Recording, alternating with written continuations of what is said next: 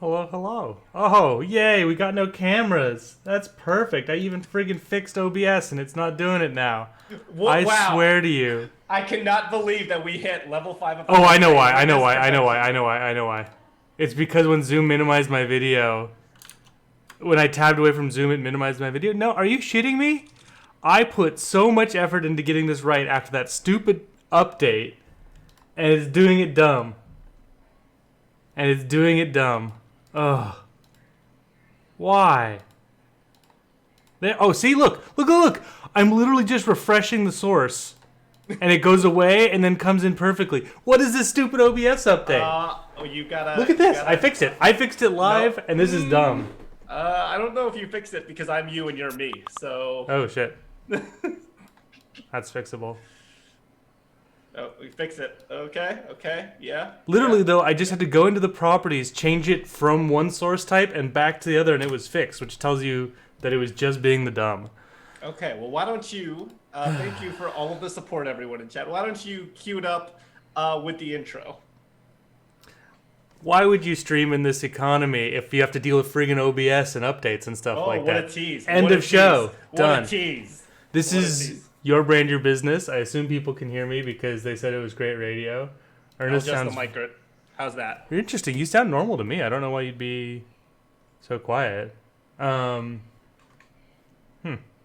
Anyways, this is your brand, your business. We're a show that talks about the business side of streaming and YouTube and such. And today we're gonna talk about all the shit that's going on in the world and if it impacts streaming and if so, how so. Ernest, who are you? Are you a doctor? I am not a doctor in any sort. I am still extremely tired. But I am Ernest Jones. I am a CPA. I assist broadcasters, game developers, anyone and everyone who needs tax assistance, generally, but specifically catering to those niche individuals and businesses. Speaking of which, I don't know if you saw this, but a tweet I was very proud of several beers in after drinking and watching Disney movies on Friday was Aladdin perfectly encapsulated what it's like to work with streamers. Did you see that? Well, I mean, you know me pretty well, Galen. We're friends, and you know that I always try to stay one jump ahead of the breadline. Nicely done. Hold on. I'm gonna link this to everyone because everyone should see it. This is super scuffed to start. There you go. All right, let me see what you got for me. What is this? Oh, yeah. Yeah, it's very fair. So, what do you need? And we are here to talk about, the economy and how we think it's going to impact streaming, some things that can be done. Specifically, though, because I think we're both very sensitive to this. This is not to, people are being impacted both, with friends and family. I think I saw a statistic that essentially the rules of Kevin Bacon, where it's one person removed from knowing someone who has COVID-19 at this point in the U.S., or maybe two. So it's not to make light of the health crisis or people suffering. In that regard, that far outweighs any sort of impact to the economy, in my opinion. Some people will disagree. Well, people talk sort of generally about the economy. It's made up of people. It's people exchanging goods and services. So if people are unable to do that because they're unwell or worried about becoming unwell, then yeah, that's the symptom is some of the, well, at least one of the symptoms is the economic issues, but the real underlying cause is that shit sucks and people are sick. And you can't lose sight of that. You can't just try and fix the symptom, which is, an economy that's not doing well, while ignoring the root cause of it. So letting people back by Easter, which, by the way, is this coming Sunday, is a really dumb idea because then people will get sick and stop working again, and it'll just be all worse. Well, Were we supposed to talk about a topic today, or is this just me supposed to be annoyed at things in general? Well, it can be both. Okay. PAX East was what, 6 weeks ago now? 7 weeks? A lifetime. A lifetime. I don't know why that decided to chime on. Jeff Bezos did not like what I just said. Does not answer your question. I'm afraid I can't do that. Okay, so this is Open the pod bay doors, so Ernest. let's talk about Galen. So let's actually get on track here. So I asked, the reason I asked, are you a doctor, is to get to the first point that we want to talk about, which is we are not equipped to discuss what this means from a medical perspective, what this means from a systems perspective. We lack that. We are not epidemiologists. We are not physicians. We lack that expertise. We are relying upon their expertise and the things that we've read from it to then extend it to our area of expertise and try and make some, to try to infer some things and talk about what we think could happen and the different impacts that might take place. But this is all based on the underlying assumption of we are relying on other people's epidemiological data and insights because we don't have that personally. So Galen, here's my question for you. Are we in a recession? Yes. Okay, you laugh. Yes, of course we are. Okay, so what's a recession? And actually, let's break that down for what that means. Give me the technical definition. I forget exactly. It's 2 quarters of negative growth, right? Well, so that's the thing. Is like it is 2 quarters of negative growth, but I don't know whether or not we haven't had 2 quarters of negative growth, but we sure as hell are going to, right? Like, so it's are we in a recession right now? Maybe not by the technical definition, but we know for damn sure that we're in a recessionary environment and one that will then subsequently be classified as a recession because people can't work. I talked about it this morning on Loco's news show because apparently 5 shows wasn't enough for her. The Lowdown with Loco. There you go. Monday mornings. But, it was something like 3 million unemployment claims 2 weeks ago and 7 last week or something, where the normal's like 250,000, maybe 1/3 for new unemployment claims. Like that's insane. So I don't care what the technical definition is. We are definitely in a recession. So what do you think that means to kind of the everyday streamer? Well, it means a couple things. Okay.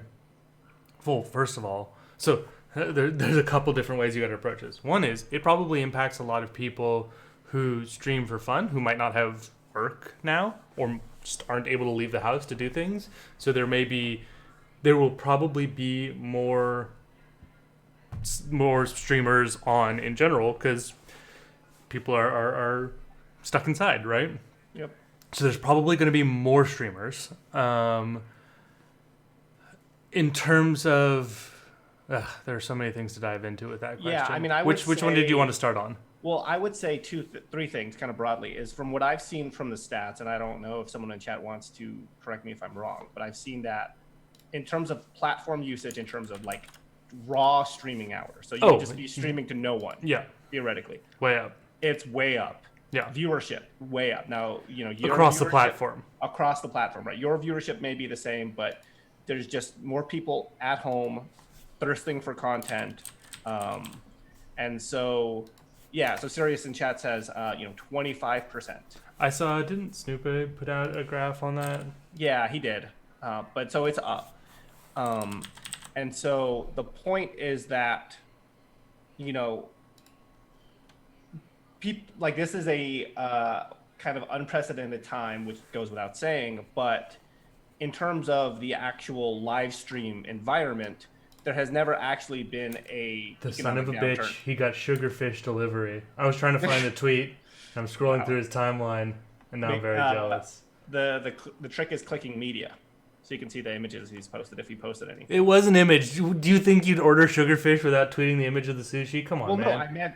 Okay, you need to calm down. You're all over the place today. He was extremely rambunctious in our pre-show meeting, everyone.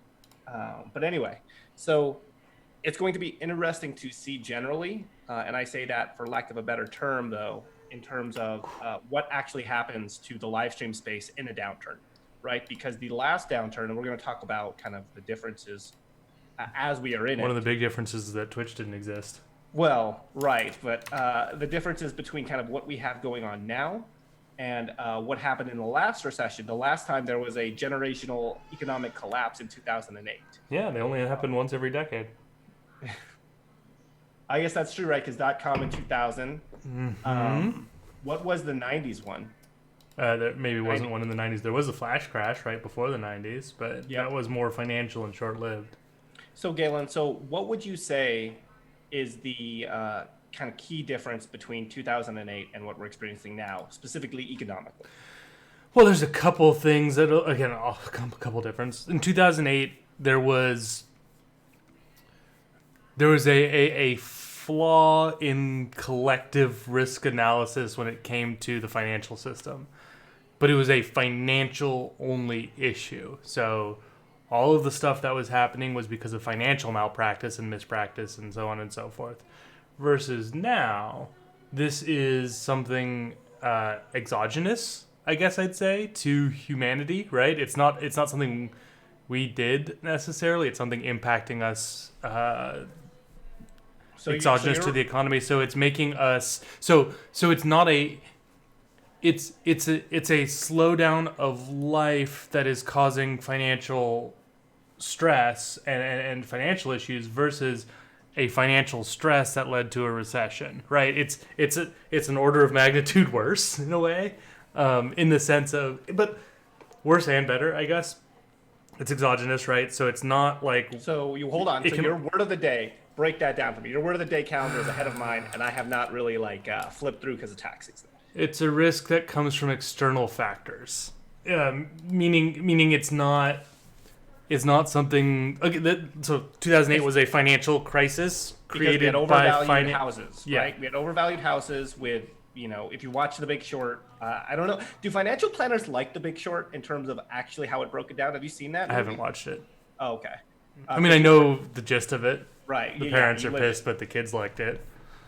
It's one of those things where, like lawyers hate lawyer shows, cops hate cop shows, because that's not how it actually. Well, this would works. be not a financial planner. This would be like if you were a banker or a loan officer. True, but I feel like you understand how the financial system works. A little better than average, right? But yeah, I wasn't selling CDOs. Right. And in 2000, it was the overvalue of the .com business. Both of which were financial in nature. It was people misvaluing assets versus this is something outside of our financial system that is impacting our financial system because, like we talked about at the start, it is that order of magnitude worse in the sense of it's keeping people inside, it's keeping people from going to work, it's sickening people, which then leads to financial issues. Good news about that, I guess I'd say, is that it also will pass, right? The problem with financial issues, you don't know necessarily, you don't know how much of a feedback loop there is. You don't know at what point people's sort of confidence returns in the financial system, all those kinds of things. But with something like this, you can at some point say, it's safe to go outside again, right? And then at that point it should be, and things turn back on, right? Yeah, it's not going to be there'll be issues with liquidity probably, but still, everyone will be trying to open up, get things restarted, get back in action, right? So it's not like... It's not, the one pause on that would be, it's not going to be like flipping a switch, right? It's going to be a bit like starting an old car and getting it out of gear, yeah, right? That's it's, right? Like the lawnmower, Yeah, exactly. And so, I think you hit on a point that we wanted to make was that this crisis initially, right, because we're in it, so it's tough to, we don't know how long it'll go. Our disclaimer is that we're in the crisis now, so, any statement we make, you play it back a week later, a month later, it could sound very foolish. But right now the crisis, and correct me if I'm wrong, Galen, you define this crisis in terms of finance is liquidity, right? Well, I think that'll be the issue with people getting back up and running. Once restaurants are able to open again for in-house services. I don't even know what the hell you'd call it. Once restaurants are actually able to dine-in, thank you, services. The problem is, well, they probably have zero inventory because they haven't been buying fresh ingredients. Right? And they certainly don't necessarily have staff immediately on hand with a schedule already worked out. And their suppliers need to get their infrastructure back up and running, right? So the problem of things turning back on that'll be an issue is partially liquidity because it'll be like, well, my uncle owns a fish house. Well, for the fish house to operate, it needs to get fish to cook and staff to cook it and serve people. So to bring the staff back on, you need to reach back out to everyone, get a schedule made. To get the fish, you need to get it from your distributor. Well, that distributor needs to then have the fish, which probably means that fishing boats need to have been out and getting stuff. So unless they've been keeping things in cold storage, there's a lag time, right? So like you said, there's potential lag throughout the process. For other businesses, it may be a lot easier. Things like daycare or where it's service-based, not so much where there's a supply chain involved. Yeah, exactly. The shorter the supply chain, the easier it'll be to start back up.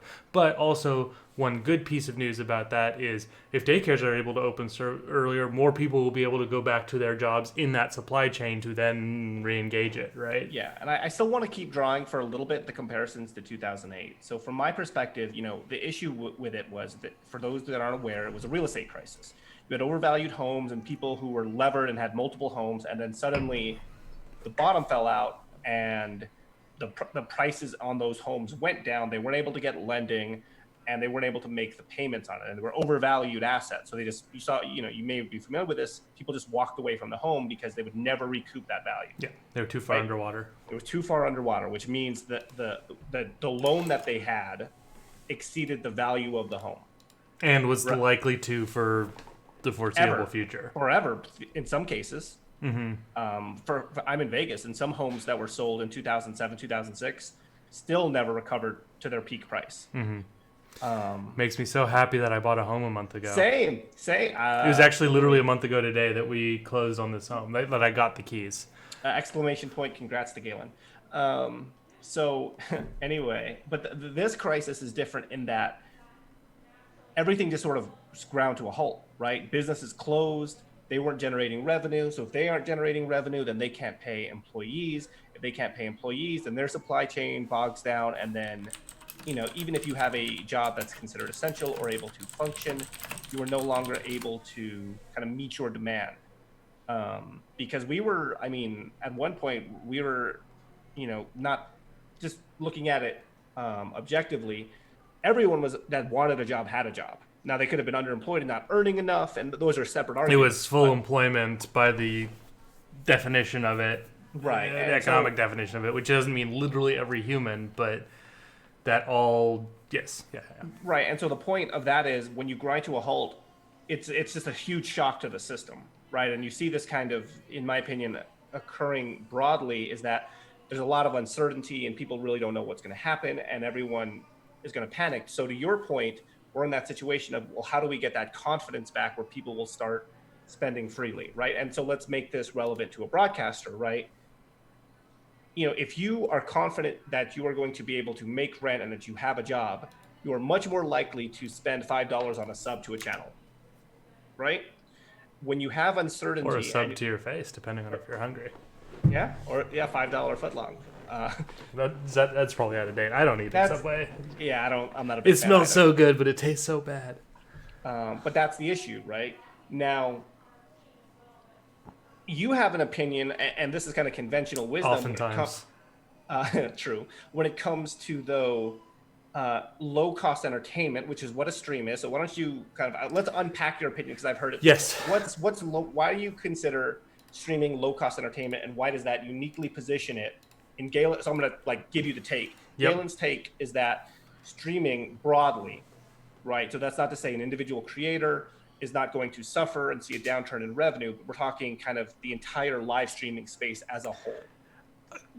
It will not be as badly impacted as the rest of entertainment, I guess I'd say. Saying it will not be negatively impacted is probably a bit of a stretch, especially in the short term.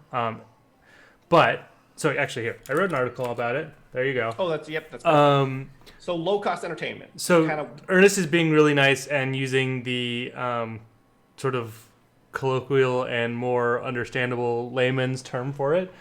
Streaming, this article argues that streaming has some qualities of what are considered an inferior good in the economic sense.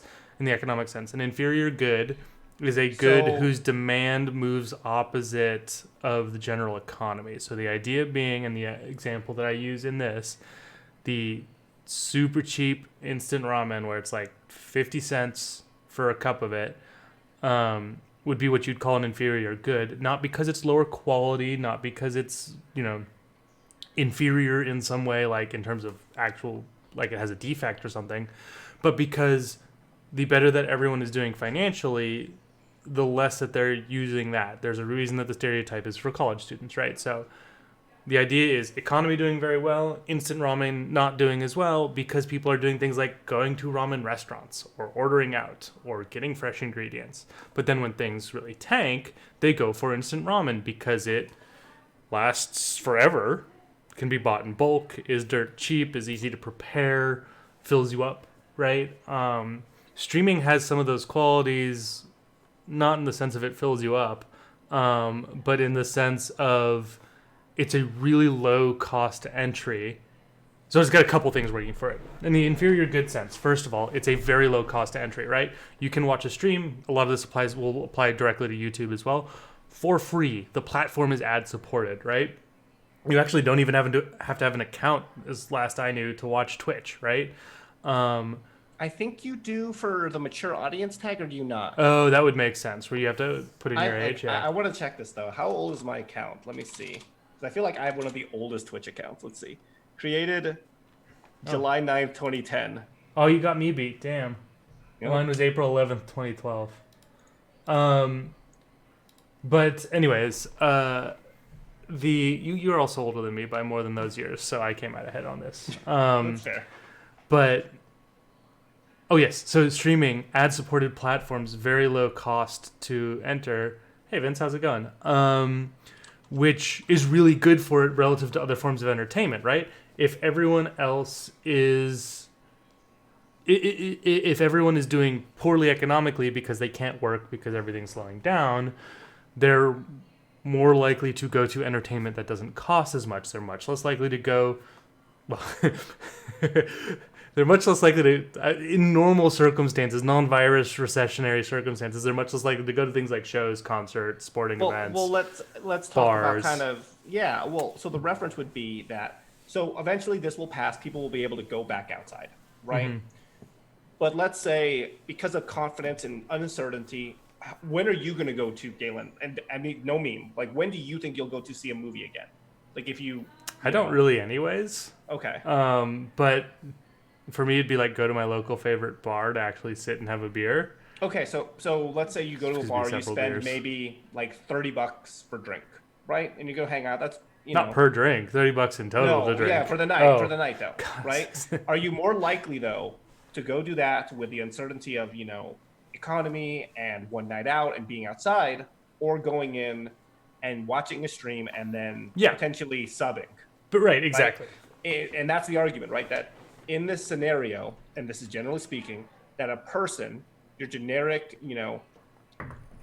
John or Jane Doe, is more likely to sub to a broadcast in these times, in this economy, for the joke, than go to a movie, right? Because people will still, oh my God, I hate Noah. But you are more likely to do that because people will still want entertainment, right? And that is what, ultimately a stream is. Yep. And so that's kind of the argument as to why. So the first one is that it's right, low barrier to entry, basically meaning to actually watch, consume content is fundamentally free, and the incremental cost of support is also very low. It's $5 a month for a sub, which is significantly less than even Netflix, right?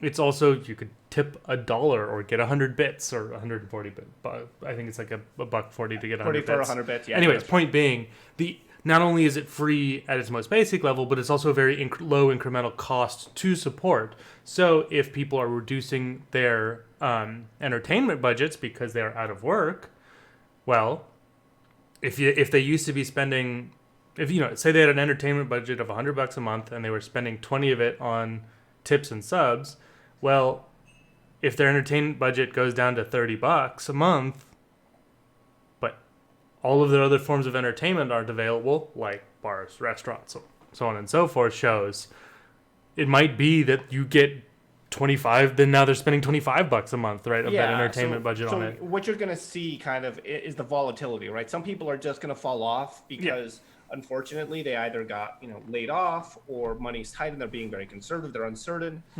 But some people are going to either do, as well or better, because there are winners and losers that are going to come from this. Everyone who was already type of, viable business models from work from home, they should be okay. Knock on wood, myself especially. I dramatically underestimated how much having my wife work from home would impact my work, but it's because no childcare and her working from home. Holy crap! Because I already work from home full time, so I was like, it won't be that big of a deal. No, it really impacts things because of the kid. Now, one thing, and since Noah's in chat, it reminded me of, I had a chat with him today. Is we were talking, and I want to talk about the everyone profile. harass Ernest. He has a Valorant key. I do have a Valorant key, and so we'll talk about that later. But specifically, when it comes to broadcasting, I had this thought with Noah. We were talking a little bit about today's show, and I think if you are established, so in other words, you have been full time, for at least a year, and you've built and cultivated a community, I think there is going to be pain for you. However, I think you are going to be fine. And I want to contrast that with the person who either went full time recently or too soon. I think they're going to be the ones that are more negatively impacted because they're still in the initial building of their community, right? And those people, those communities are a lot more fragile. Yeah, in my opinion. So, what do you think about that, Galen? It's hard to... So I would tend to agree with you that the people who are already making a full-time living streaming are probably going to be fine, assuming they were beforehand. I think there are a bunch... Like I talked about, there are a bunch of forces in play sort of moving in opposite directions. There are positive forces on the side of streaming, which is most of your competition in the entertainment space no longer operates. There are negative forces, which is the people who support you are likely to be impacted financially and therefore decrease their entertainment budget. But I think overall, streaming and YouTube will get a much larger slice of a smaller pie, which ultimately could mean more revenue. Now, it could mean more revenue concentrated at the top, right? Entertainment's already very top heavy in terms of where the revenue goes. It could become even more so because as new people are coming to the platform, where are they being funneled? It's probably not to the community with 50 viewers, right?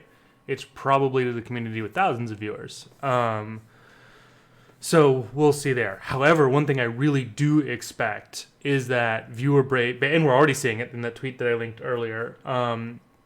Viewership will be up. Viewership will be up a lot. I said that thing earlier where we may say something and in a week or two will sound really stupid, but I'm fine kind of attaching my name to the idea that viewership will be up over the next at least 3 months, if not for the entire year. Viewership will be up, and then we will be freed. And I bet viewership will be down for a month or two because everyone's going to be doing other things like, holy shit, I can go outside again. But then I imagine there will be a residual bump in net viewership on the platform. More people were first-time users or less frequent users who will have gotten hooked. Yeah, I saw something, and so here's another thing to get your feedback on, Galen, because I think you're more well-positioned to address some of these questions than others, or than myself specifically. But it's that one thing that this crisis did was it accelerated all of the trend lines, right? So in other words, people who in the esports field saying esports will be the next big thing, right? Because viewership across all sports is down. Esports is the thing. Right? And now you see NASCAR getting live television audience. Yeah, the iRacing stuff, that was cool. Right? Because they can't do it and there's no sports right now, right? So you're introducing this to non-endemic, non-traditional esports viewers. You see work from home being more vital, right? And for me, I listen to there's only so many podcasts I can listen to, right? There's only so much music. I'm listening to way fewer podcasts because I'm not driving as much. Like, I already didn't drive a ton, but I'm driving less, so I'm not listening to as many podcasts. And because my background, I don't know if you're doing this, but I will have a stream in the background, and it's kind of like I'm working, and there's just like someone's like, I'm viewing someone like Couch Co-op or something. Yep. Right. So I think, that's where kind of live streaming has positioned itself. Yeah, and so we talked. Yes, I think it will definitely accelerate more and more people coming onto the platform for the first time, or just in general, using it more. I think there's another effect that we got to talk about, which is, so we talked about support from viewers and viewership numbers. There's another piece to talk about, which is advertising dollars, meaning like sponsored content, right? If you're on YouTube, the CPM that you're getting. Well, we know for a fact that someone whose CPM was really high. Oh, got crushed. I know of at least one. I would say I have had 3 or 4 clients talk about their CPM getting crushed. CPM being cost per mille, which is the amount that you get per 1,000 views of an ad on your channel. So the idea being, if you're making money off of YouTube, that is one of the key figures that you should be tracking. And a couple of my clients last week reported that their CPM has dropped by like 50%. So let's talk about, I remember I said opposing forces at work here. Let's talk about what could be going on there. Because of course, you can't know this for certain, but what could be going on there. So on the one hand, like I talked about earlier, where the hell else are advertisers going? Like, yeah, there's TV, but Netflix doesn't run ads, right? So if they're looking to reach their target audience, and their target audience is younger,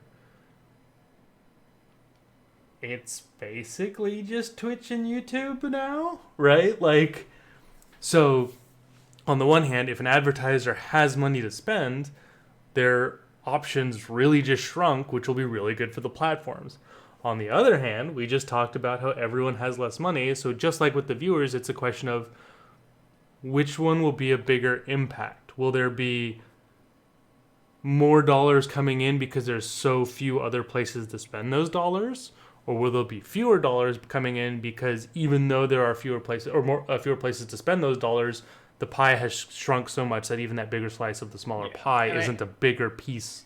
And I believe companies still do monthly ad buys more or less. Yeah. They tend not to do quarterly or weekly, right? So month tends to be their time frame buy. And this initial slowdown could literally just be everyone being like, "Whoop, stop. Let's figure out how bad this is first and then make our next plan of action." Yeah. Right? And what you've seen essentially is they don't care that there's more. They knew there was going to be more eyes on ads. Right. But they basically, because of money is not changing hands. This is a liquidity crisis right now. So they just froze all their ad budgets. It's an easy thing you can do to preserve some extra cash is not spend it. Yeah, just not spend it. And what's easier though? Stopping your ad buy or not paying your commercial rent? Right. This is the ad buy. So actually we have about 20 minutes left. I want to talk about some of the short-term remedial actions that the government has taken to so address this. Let's do a quick summary. Yep. So it's a quick summary of what we talked about so far. Definitely in a recession. Different than past ones because past ones were financial-based recessions, I guess you'd say, where there was some fundamental issue in the financial system that caused it versus this one is exogenous. Different factors at play when it comes to streaming, including there will probably be more viewers because there are fewer other outlets for entertainment, but we expect the average viewer's budget for entertainment to be shrinking. Same with advertisers. So we don't know.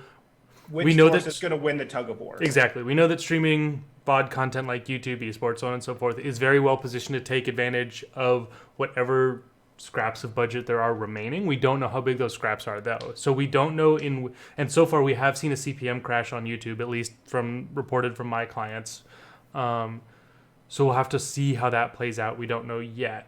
One thing that does say though is if you are a full-time streamer or a streamer who's working towards full-time and you can survive basically this period of maybe things not being as good, you'll be super well positioned once things are turning around again to then really accelerate in terms of revenue, right?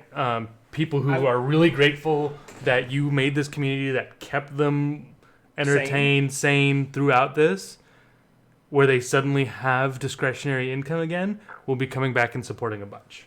I would say, kind of from the managing your stream, not being a creator, but from so this is my perspective. I would say if you have anything that you've wanted to try in terms of your content, like say you're a variety streamer, it's like Animal Crossing, blah blah blah.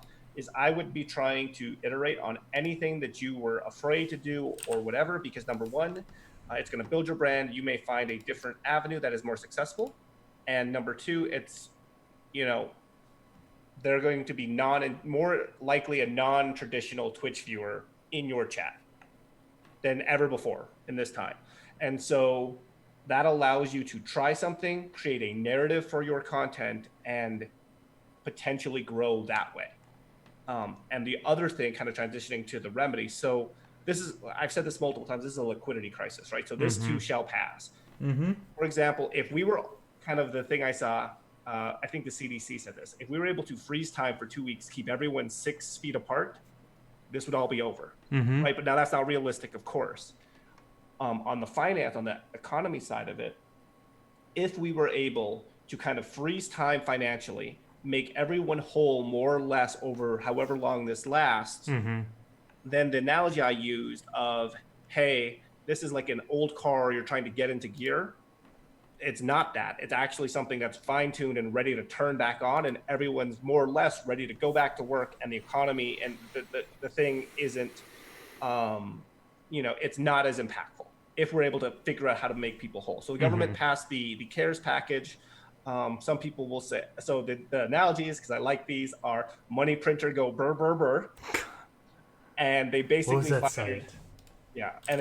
fired a money bazooka at this thing. And I think that's rightfully so from my perspective, because again, it's a liquidity crisis, right? You pay back the debt. I had someone talking to me, and I really like the phrase, you pay back the debt in times of prosperity. Yeah. Right? So, Galen, so the first thing they did was kind of the stimulus check, and this kind of turned my wall.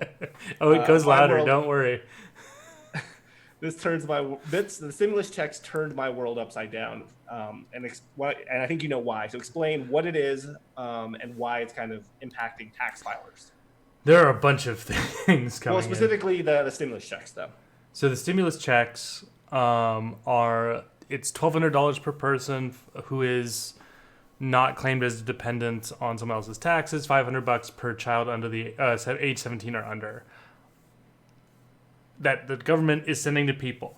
However, they're sending it to people who earned as a single filer less than $75K at their last tax filing, and $150K as a couple, with a phase out up to $95K and $190, something like that. I think it's $25,000 and $50,000, but I could have the numbers wrong. Well, I think it's 20 and 40 because it's 190. Anyways, point being, with a phase out. So yay, $1,200 checks if you're single, or if you're, my wife and I with a kid, $2,900 theoretically. However, because it is based off of your last tax filing, there are a couple issues. One of which is your last tax filing could have been 2018. You could have earned really, really good money in 2018 that all went poof and is gone right now, right? Let's say you were someone who ran a restaurant, or did some massage therapist, right? And earned decent money doing it. Well, the fact that your 2018 return shows good income is kind of irrelevant to how you're doing right now, right? Even your 2019 return could be good, too. Even your right. So I'm starting with 2018 because it was your last tax filing. There are plenty of people who haven't filed their 2019 taxes yet. A, because they wouldn't have been due until next week anyways, and B, because tax filing and payment got extended by 3 months. How much has changed? Did you have it that dependent in 2018? My daughter was born in 2019, so if we were going off of my 2018 tax return, I wouldn't get that $500 because she wasn't born, because she's 7 months old tomorrow. So it is a helpful gesture from the feds. The problem being, because they're trying to get it out so quickly, which is a reasonable thing to be doing, they're prioritizing get the money out there so that people can be well, or at least less poorly off, doing less poorly. The problem is, well, shit, what if you're currently impacted by this, right?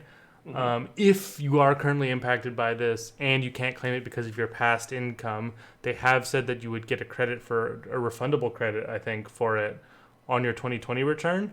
Right. The problem Which is then, that's April of next year. Well, the other problem is that to me, And they're not clawing back if you weren't eligible.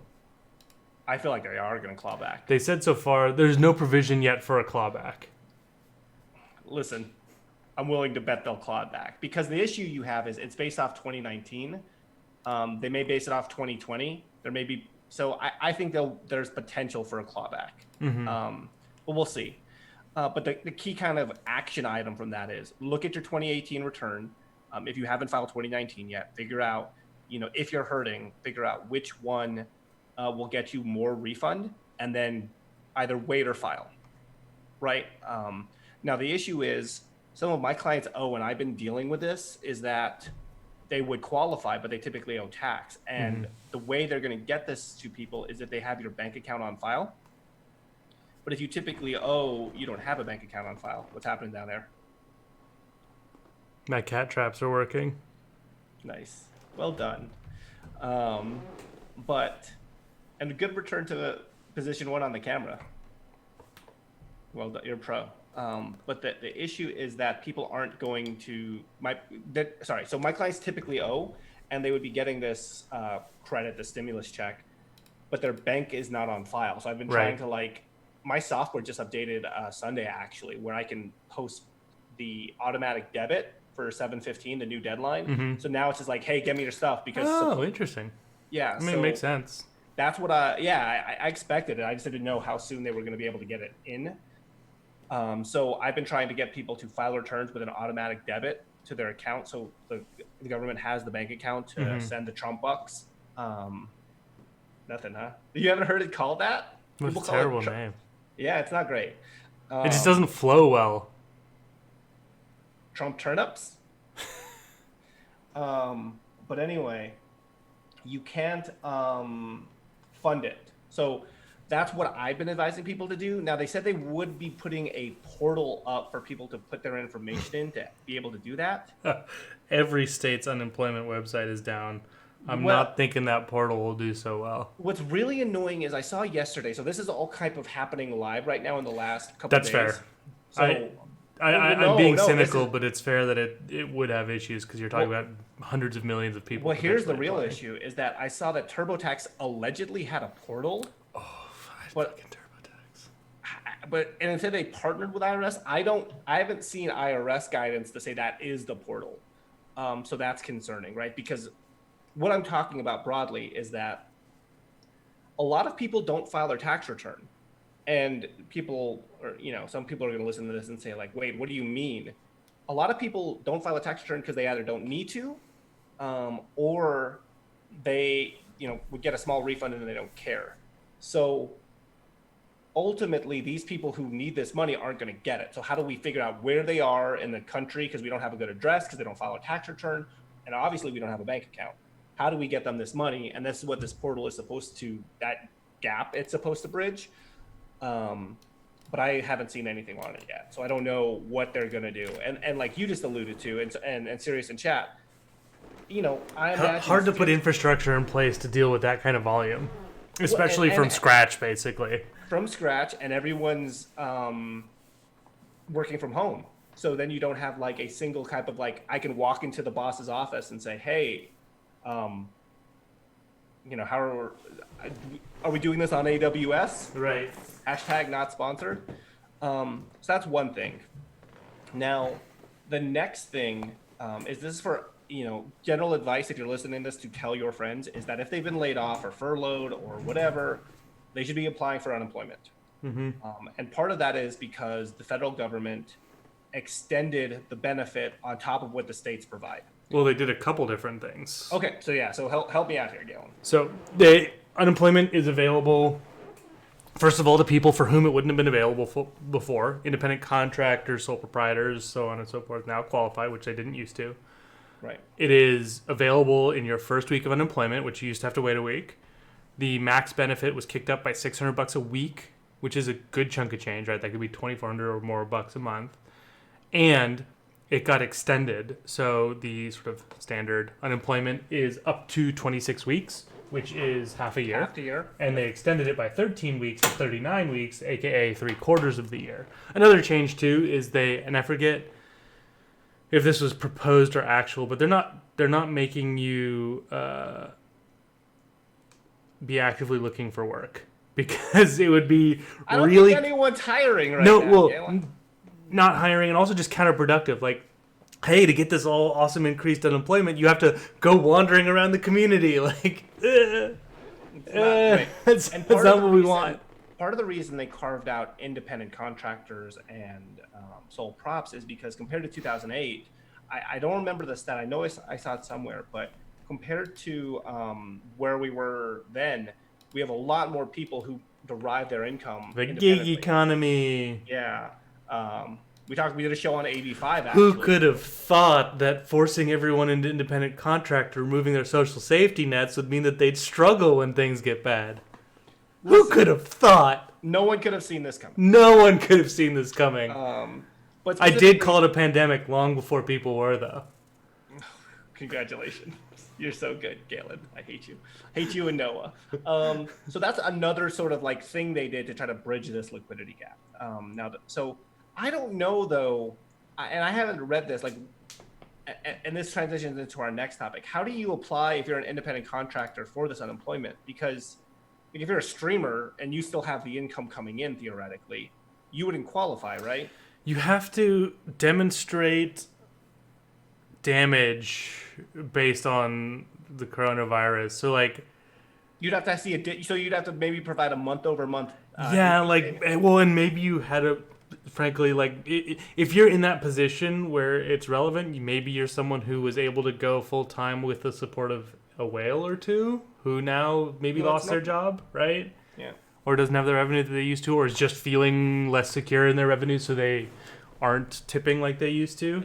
Part of the problem is, and we've kind of delved into this part of the pool, is that the guidance on a lot of these measures aren't actually that robust and definitive. For good reason.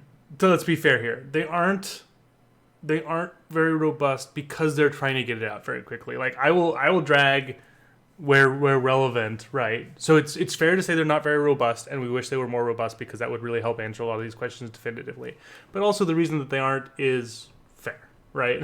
it's to answer Splod's question in chat. You can do a P&L as a streamer. Yeah, you're running a business. But no. But I was going to get my joke in, and I was like, "Oh, sorry." My initial working with them is most don't know what that is to start. That's true. Yes. So, but dragging because it's not robust. The problem is for us as advisors, and I think I've seen this from multiple other people that I really respect, is that there's no real good way to say, like, this is what you should do. I'm telling clients, hey, here are things that you should do, which the information that I have right now is correct, saying they should do it. But if something came along to say, no, that's actually not relevant to my clients, it wouldn't shock me, I guess I'd say, right? So, yeah. Yeah. Do you want to handle that one? What? Oh. Question from Sirius? It wouldn't be unemployment that you'd be...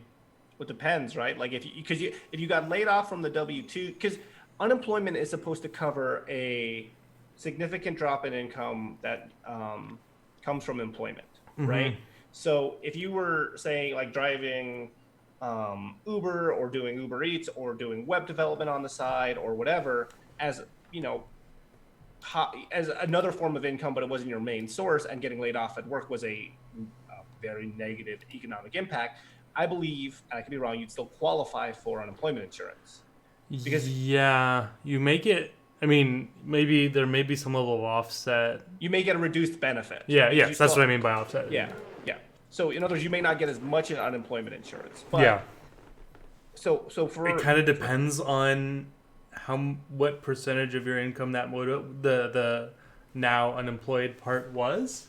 Mhm. And similarly with the 1099 thing, like if you're someone who's an emote artist and streamers aren't buying emotes because they're holding on to more cash, you could very easily argue that coronavirus concerns led to a dip in your revenue, and therefore you could be going for that unemployment piece potentially, or some of the other stuff that we have yet to talk about because it's been 52 minutes and there's still a shitload more to talk about. Yeah, well, so one thing I want to preface the guidance is that essentially it's been what, maybe 11 days since they signed it into law. It was the 20th.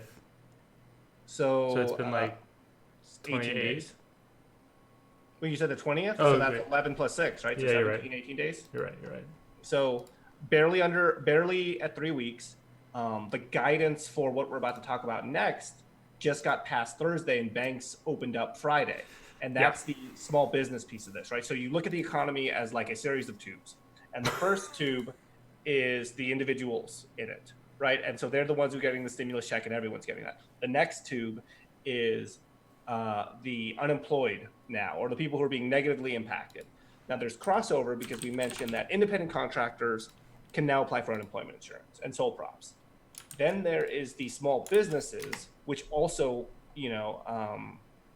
That's a good write-up, plus it contains a graphic on Perfect. a lot of this. If people want further reading, it's dense enough that I would find a time where you are not listening to something else and can pay full attention. But the small businesses, you can be a sole prop in a small business, be negatively impacted, and apply for unemployment insurance. But you can also apply for what's the Small Business Administration loans. Now, I'm going to preface this by saying I've heard from 3 different professionals say that, hey, everyone should be applying for these, both programs. Hey, then the exact opposite, split the difference. This isn't free money. My take on this is not free money. But again, we talked about it as a liquidity crisis. This is a way to bridge that gap to kind of get us to better times. And that is the Economic Injury Disaster Loans. Yep. EIDL.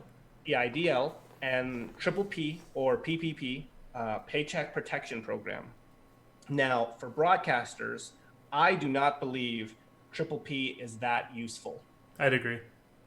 And the reason why is the payment term. So in other words, this is for employers to keep employees on payroll. There are a limited subset of places that it might make sense, and those people are basically the critical role types where it's a staff of broadcasters and not just one individual. Or like league or ESL, like one of the esports right. Orgs would be esports orgs would be totally different, but most streamers don't have staff, right? And PPP is for staff maintenance essentially. Right, because what happens is you are able to get a loan from the government and they will forgive it, meaning it will not be taxable and you won't have to pay it back if it goes towards payroll up with certain provisions, right? You can't unduly enrich yourself as an owner because the cap is $100,000 per employee. What can be forgiven? I still think there's going to be some unique owner employee when you're both, because that's what broadcasters carve outs. But it's not in the guidance. So that's why I'm saying I don't think and that's what I was alluding to earlier when we were talking about we don't have the guidance on this, is for the EIDL, which we'll talk about in a bit. I said, yeah, all of my clients, go take a look at this because it makes a lot, or at least all my streamer clients, because it makes a lot of sense. All my self-employed clients, really. But then it could theoretically be that there is a carve-out for owner-operator payroll, but we don't know yet. We don't know yet. And we'll get to the kind of the last one. We're kind of clickbaiting it. But the other thing where I don't think it's that beneficial is because the payment term for that loan is 2.5 years, because you can suspend it it doesn't have to start for 6 months after you get it. So the interest rate is crazy. And it's like 1%, right, for the interest rate on the PPP? 1.5, maybe is it? Did they bump it again? It was supposed to be. It was originally. I think so. That might be me prognosticating and dreaming about this. I'm not even kidding. I might have dreamed them bumping it half a point. Originally 50 bips. And then the banks complained and bumped it up to 100 bips plus some origination costs, I think. Maybe that's what I think. Maybe effectively it's 1.5 then. Okay. Because I think they're going to really charge out the nose for the origination. Yeah. But bigger point is, as great as that is, that's really geared towards someone who has a lot of staff. Like a restaurant, right, where they need cooks and servers and that's perfect example because they're core to what the business does, right? So as the critical role, the org situation, you have support staff that are key to keep the lights on and keep it moving. right, producers, and that's what this is geared towards. literally probably lighting managers and such. Yeah. Script so writers. I don't think that is as relevant as it is to broadcasters. So I think where Galen and I and you, I don't want to attach you to this, concluded on these loans is you really want to go if you're a broadcaster, the EIDL route, not triple P. Yep. Part of it is because if you're really suffering from this, you can get a 10,000 grant supposedly very quickly. I mean, I applied for it in my to business. be issued within 3 business days. I applied for it for my business. So I did with mine as well. So in terms of like practicing what we preach, we both did it. We went free money is good for our clients and also us. Well, and it's not free money. Disclaimer, disclaimer, disclaimer. But what it is... In his notes, he literally has in all caps, it's not free money, which is why I said that. Money. Yep. Now, is it a 10-year or 30-year payback? It's up to 30, I think. It's up to 30. Yeah. And the interest rate is pretty favorable. It's like 3.5. Yeah. Okay, maybe 3.5. Let's see. And what's nice is the reason I prefer it is because you can still get the same amount of stuff forgiven as if it were under triple P. The repayment term will be determined by your ability to repay the loan. So 10 but I think to it's 30 up to years. 30. Yeah, I think someone was telling me that today. So to me, it makes a lot more sense to get this. And what's nice is even if you don't qualify, they will give you the 10K grant. Mm-hmm. And it is a grant, meaning it doesn't have to be repaid. Yep. I would still plan on it potentially having to be repaid. Yeah, absolutely. So, if you do go through this program, I would say... Maximum term is 30 years. Current rates anywhere from 3 to 7. I saw 3.5 based on current rates pushing treasuries negative. And so, I think for your average broadcaster who is full-time, right? And I'll spill the tea. Your average broadcaster who's full-time, nets, this is after expenses, low end, 50,000, high end, maybe 120, 130. Wait, that's right, Galen? Is that fair? I mean, I'm talking about for who's full-time? Yeah, you're full-time, okay. not your like one percenter. Okay. Well, right? Not 1%er of full-time. Well, being full-time puts you as 1%er. That's fair. You're fair. Okay, so listen, once again, I'm asking for your financial support. Nice. I've been working on it. I've had a lot of time. But I would say that 10,000 grant goes much further for you than trying to navigate the triple P application. I'd agree. Because you did it. I did it on Discord with you. It took you, 5 minutes to do? Yeah. You want to know something funny, by the way? We're literally sitting here telling streamers how to get $10,000 in grant money, and how many people do you think will see this? I mean, listen, there's a lot of mods and channels that mod for people that we know. So I would have a call to action to anyone listening. If you're in a chat, be like, hey, have you thought about doing the EIDL, Economic Injury Disaster Loan, for $10,000 in grant money, if you're suffering? I've heard it had my damn name attached to like a whole bunch of those where it has the "Who helped you fill this out" section. So I'm gonna get bombarded when this is all said and done. Right, and so that's kind of the major thing, because these are uncertain times. I think this is maybe a good way to wrap it up, unless we had any other questions. But there was a question that came in that we haven't yet addressed. But just is easy enough for at the end Q&A. Okay, so I would say kind of in these uncertain times where you don't know what's going. A $10,000 loan with a favorable rate that you can stretch out over 10 years at a minimum, up to 30, makes a lot of sense for a lot of people, can do a lot of good, and a lot of it can be forgiven under the provisions. Now, consider the financial planning perspective on this too. If you can get a $10,000 loan at 3.5% and use it for your business, and on the back end pay off a $10,000 credit card that's at like 25%, you're getting a huge benefit. Yep. But we didn't talk about the student loan stuff yet. We didn't. We didn't talk about a couple things, but it's fine. So let's do this. There's so many things. There's so many things. So let's get to that question, and then if there's anything you want to hit on specifically, very quickly, let's do that. Yeah. So the question. Oh, go ahead. Go for it. Okay, so the question was, so from a business perspective, is it a poor decision for people to start streaming during this due to less viewers when it's over, or fairly even because of less streamers after this? Well, if you're just starting streaming, it doesn't matter. Start streaming, whatever. Like, Yeah, I mean, you're not gonna have many viewers anyways to start, sort of regardless. this is the tug of war, right? It's probably, with anything like this, the best time to start was now, right? Best time to start was yesterday. Oh, yeah. But you can't go back in time, so start today. Exactly. So, like, I think I think it's kind of irrelevant, basically, from the business perspective, about the fact that there may be more people streaming now because discovery is already super hard. So I don't think going to make a meaningful difference there. So on that, Galen, would you advise me to stream Valorant since I have a key? Mm-hmm. Yeah. At the bottom of the directory, just getting in there with the big boys. And you don't have to compete with Nate Shot, so you're good. No, he gets to stream it Wednesday. Oh, does he? Yeah. So what happened was on that, if anyone's not familiar with the controversy, Nate Shot, owner of 100 Thieves or CEO of 100 Thieves, got a Valorant key, wasn't able to stream it tomorrow. That's because apparently all the orgs, all the various esports orgs are getting access the 8th, and he's in this weird gray area of both. He is owner and broadcaster, yeah.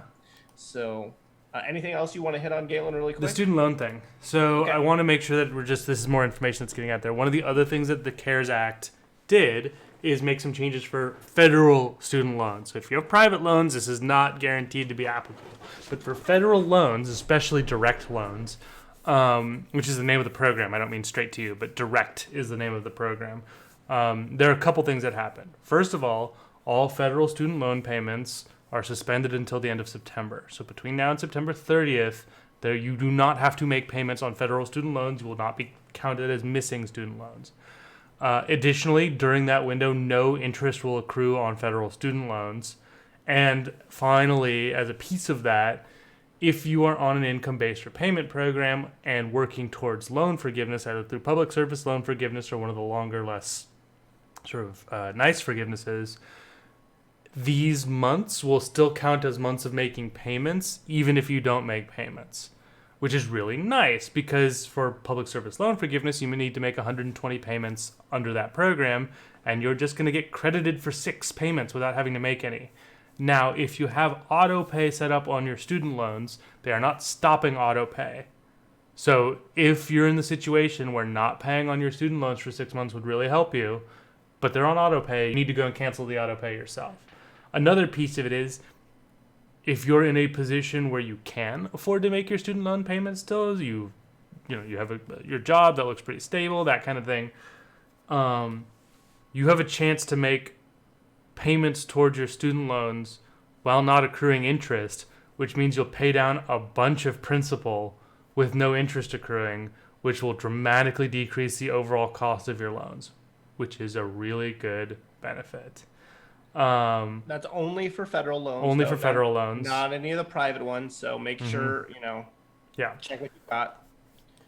So that was just one thing that we didn't touch on because it kind of... It doesn't affect as many people as the unemployment stuff and isn't as topical as the business-related stuff is for streamers, but it's still something really relevant to know. I mean, almost every broadcaster return I do, there's student loans attached to it somewhere. I would say one other thing, the IRS, and I haven't seen better guidance on this, but apparently they're suspending all installment agreement. For past taxes due. But I haven't seen how you activate that. Yeah, if it's automatic, and so the student loan one wasn't. Oh, it was automatic unless you had auto pay on. But my clients have auto pay on. Right. Well, exactly. No, Yeah, I mean and you should have auto pay on federal student loans. It gets you a quarter I point have, discount. Tax superpowers, and I can call IRS typically and be like, "Hey, we need to halt this or something," and not have an absurd wait time. But IRS is closed. Mm-hmm. So I don't know what to do. I got to try to research that tonight. That's a good point. One thing I will say is with all of these things, we talked about there being more load on things like state websites for unemployment. Also, if you're having to call into a call center, there's fewer staff available, right? Because you can't jam a bunch of people like sardines into a call center. California FDB is still on. Mm-hmm. And people have been able to get through to student loan servicers. It just takes longer. So just for all of this, I'd say budget more time than is normal just because of the load on the system, coupled with the fact that they are not able to have as many people in a physical location at once. So in general, expect there to be load on any of these systems. So I said this morning on Loco's show. If any of Lowdown with Loco, very Monday nice. mornings. If any of these things apply to you, you should focus on the one that applies the most to you, by which I mean will have the biggest impact on you, and pursue that one before turning to any of the others. The reason being, it'll probably take longer than average to get any of these done because of the system load.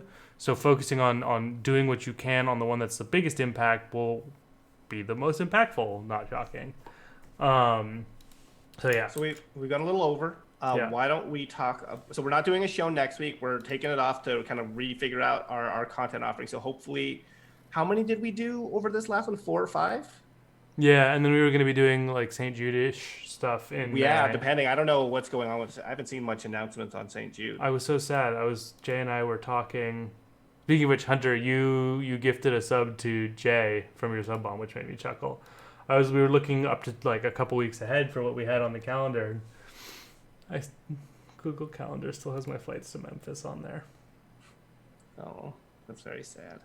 But hopefully you enjoyed this, because I think we did tax stuff. We did this show about the economy and streaming. We did business of cosplay. Mm-hmm. We did, I can't remember. We did another one, maybe sponsored content.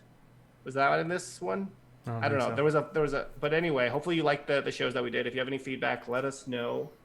Otherwise, Galen, who are you? Where can they find you? I'm Galen Herbst Cortina. I'm a financial planner who works primarily with broadcasters, although people who are trying to figure out what the heck to do with their money in their 20s and 30s. Oh yeah, there you go. The 1099s and the new laws. Oh, that's we did the AB5. Yep. And there's Sirius's prompt just pulled up the best place to find me, Twitter, which also has links out to like my business website and stuff like that. Ernest, what about you, good sir? I am Ernest Jones. No, Zoom changed all of its settings, and one of the settings that it changed is it captures my cursor now. Son of a bitch, I told it not to. Jeez. This is very important. You go on. Okay. I am Ernest Jones. I'm a CPA who works with streamers, broadcasters, basically anyone who needs tax help that's in and around the game industry, but I also work with traditional clients. I'm going to look hard into my soul tonight and debate whether or not I should stream Valorant and be a huge degen instead of working tomorrow. Because I have access, I can do it. And the last time I streamed was when Dead by Daylight was new, and I streamed it for a bunch of friends, and we got drunk and just played it. It's a good call. That's what you should do. Oh, got it blacked out. Oh, got it blacked out. So why are you doing this to me, OBS? So yeah, you can come see more of this glorious quarantine facial hair. I'm trying to grow a quarantine beard. We're at the end of the show, anyways. It's fine. Yeah, it's fine. So all right, well, thank you so much for joining us. We're protecting them from having to see more of the quarantine beard until they come to your stream. Oh boy. All right. And just so you all know, because it was so loud before, this is our outro music. You ready? Bye, everyone. Have a good night. Bye.